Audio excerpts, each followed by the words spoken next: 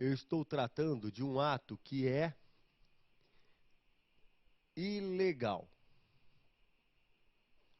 Então, o ato é ilegal.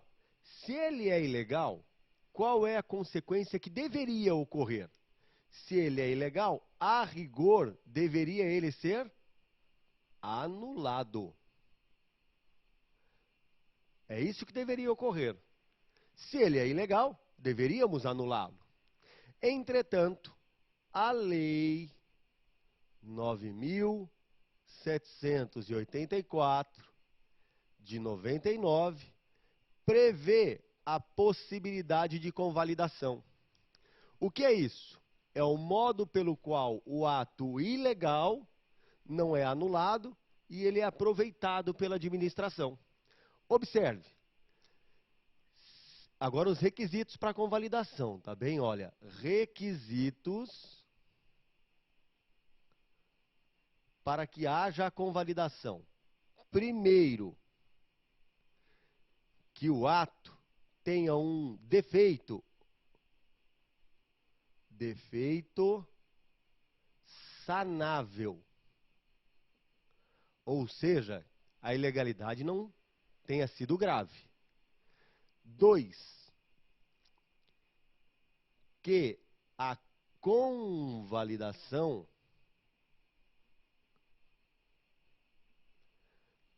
não cause prejuízo, nem mesmo para a administração pública ou para o particular. Então, observe, estamos diante de um ato cujo defeito é sanável, muita atenção a essa expressão. A convalidação não causa prejuízo nem para a administração e nem para o particular.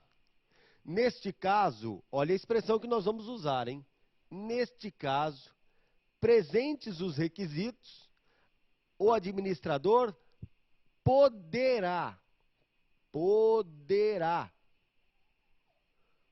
convalidar. Se é poderá, conclusão a que chegamos é de que a convalidação é um ato discricionário. Então, o administrador poderá convalidar. Então, quando se traz a possibilidade de convalidação, estou dando ao administrador oportunidade de, diante de um ato ilegal, anulá-lo ou convalidá-lo. Então, prestem atenção.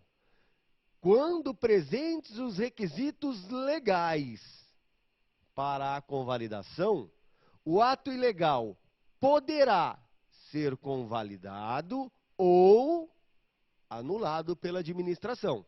Caberá ao administrador fazer o juízo de valor, se anula ou convalida.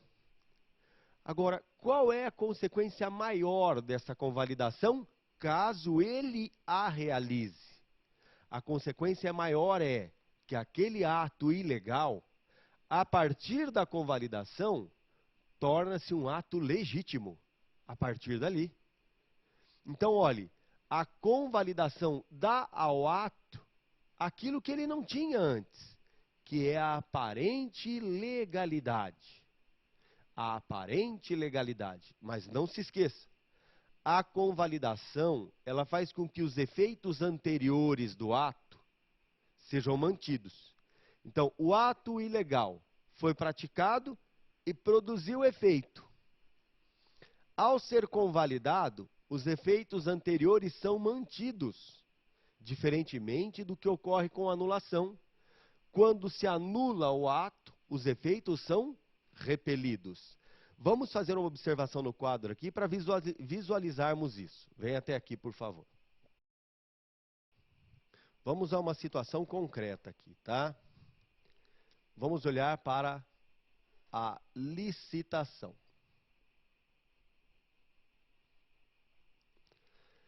Mais precisamente, trataremos das hipóteses de dispensa de licitação.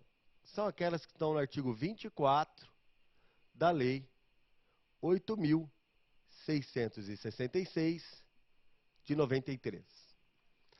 Ali nesse artigo 24, há uma relação enorme de hipóteses de dispensa. Dentre elas, nós temos lá a situação de guerra declarada e temos também a situação de calamidade. São hipóteses que legitimam, dentre outras, a dispensa de licitação. Pensemos que o prefeito de um certo município tenha dispensado a licitação. Ele dispensou. Então, ele praticou o ato de dispensa, ato A. Para dispensar, ele alegou que houve guerra. Ele alega a existência de guerra.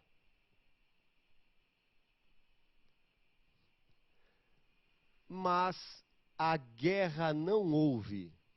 Não houve. Se a guerra não houve, não existiu, o ato é ilegal.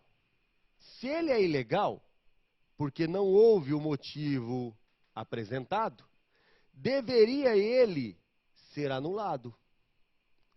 Entretanto, pensemos que apesar de guerra não ter havido, no momento em que foi dispensada a licitação, tenha existido a situação de calamidade. Pergunto, pode o prefeito, ao invés de anular o ato, convalidá-lo, declarando que a guerra não houve, mas houve um motivo que, do mesmo modo que a guerra, poderia levar à dispensa? Então, observe você que o prefeito, ele escolheu a guerra para dispensar a licitação, mas fica provado que guerra não teve. O ato é ilegal? É. Deve o ato ser anulado. Todavia, apesar de não ter existido a guerra, houve uma situação de calamidade, que do mesmo modo que a guerra, legitima a dispensa de licitação. Pode o prefeito, ao invés de anular a dispensa, somente declarar que ela se dera, na verdade, pela calamidade e não em razão da guerra. Calamidade esta que de fato ocorreu. Então, neste caso, o vício é sanável, podendo ele declarar essa situação e, com isto, dar à dispensa de licitação a legalidade, a legitimidade que lhe faltava. Então, essa é uma hipótese de convalidação. Então, pergunto a você, a convalidação constitui um ato discricionário ou é um ato vinculado? É um ato discricionário, já que ele pode convalidar. Mas quais são os requisitos para a convalidação? Vamos de novo no nosso quadro para a gente não esquecer. Então, vem até aqui, por favor. A convalidação, de acordo com a Lei 9.784 de 99, pressupõe que o ato seja ilegal e que, além disso, o defeito que sobre o ato recaia seja um defeito sanável, portanto não pode ser um defeito grave, que a convalidação não traga prejuízo nem para a administração e nem para o particular. Portanto, presentes esses requisitos, ele poderá convalidar.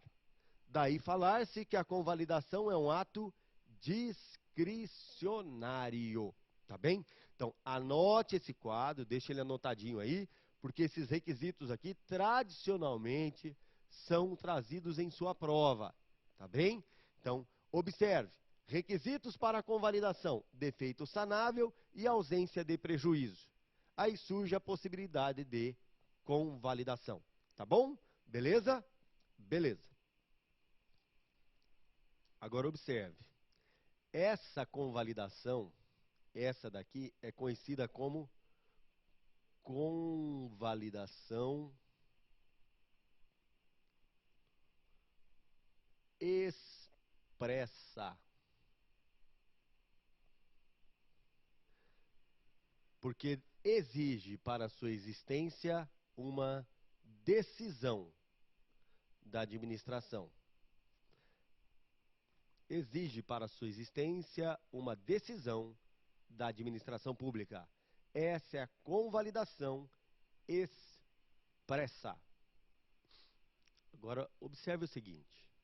Então, já afirmamos que, em certas ocasiões, a anulação pode ser deixada de lado e o administrador poderá, com isso, convalidar o ato. Então, ele opta entre a convalidação e a anulação, ele opta pela primeira, pela convalidação. Isso é possível desde que presentes os requisitos elencados na lei, requisitos que já conhecemos.